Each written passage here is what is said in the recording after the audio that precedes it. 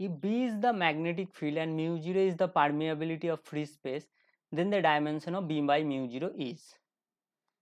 So B is the magnetic field and mu 0 is the permeability of free space. We have to find the dimension of B by mu 0. Now we know the expression for a solenoid. Let's say B is equal to mu 0 small n I. Here small n is the number of turns per unit length, that is n by L, and I is current flowing through the solenoid. So B by mu 0 is equal to n I. Now small n is capital N, number of turns per unit length, by L I. So B by mu 0 is n by L I.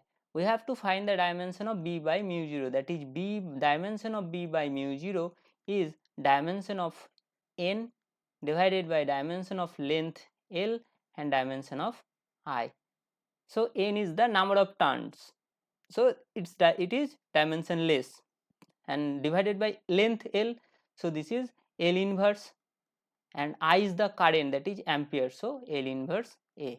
So L inverse A is the dimension of B by mu 0, that is option 2 is the correct answer. Thanks for watching. Please like this video, subscribe my channel and share this video. Thank you.